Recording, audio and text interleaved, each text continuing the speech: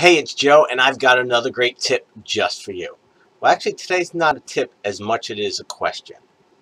And that question is, do you want a good relationship or a great relationship? Now, I know on the surface, your knee-jerk reaction go, I want a great relationship, of course. But my question is, do you really? Because if you do, there's one thing you need to do.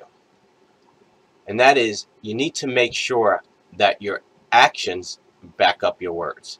Because you see, it's one thing to say you want a great relationship. And let's face it, who doesn't? It's kind of like saying, do you want $1,000,000 or do you want to be broke? Well, most people are going to pick the $1,000,000. Well, just because you say you want a great relationship doesn't mean that it's going to happen. And there's simply one thing you need to do to make it happen. Want to know what that is?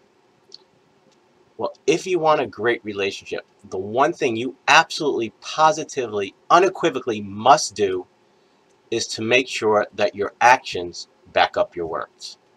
See, in life, we all talk a good game, and that includes me.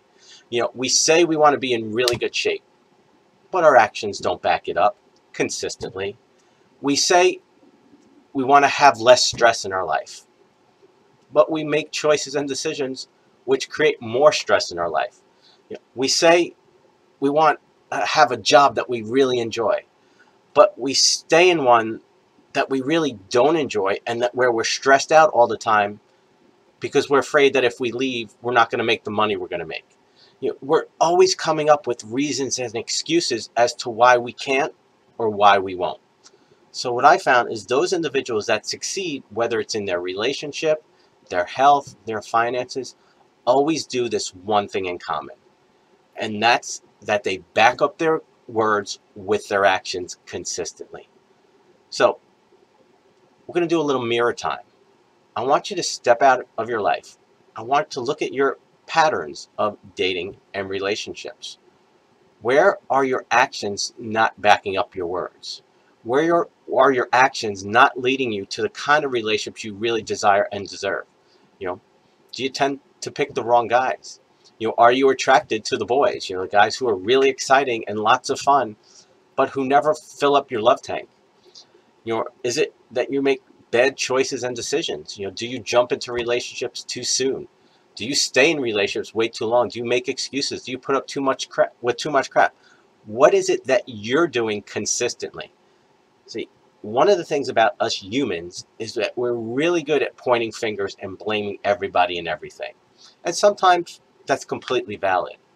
But I find most of the time that if we're pointing fingers and blaming everybody and everything, it distracts us from really looking at what's really going on.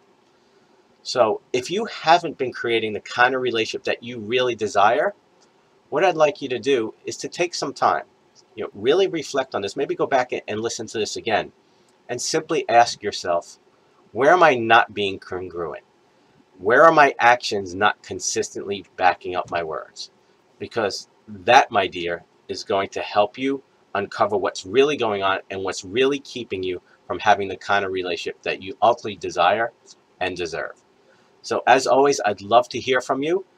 If you have an aha and you do this exercise like I recommend, and you realize, oh my God, I do this, or I do that, whatever it may be, drop me an email, post a comment.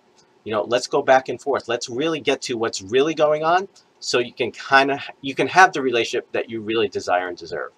Because what I find is that by not doing the work, by not being honest, by avoiding the real issues, we simply prolong the misery. And it doesn't have to be like that. There's this fear that, I don't want to go there. I don't want to look at that. And I understand that, because that just means that we're going down a path that we're unsure of. But I always say, isn't it better to go down that path and be unsure of, that you're unsure of, and then ultimately learn what you need to learn to move on, as opposed to avoiding it, not dealing with it, and getting more of the unhappiness and the misery that you've been getting. So, as always, the choice is yours. I think you know deep down what the right choice should be. So, I'm going to see you next week. Until then, God bless.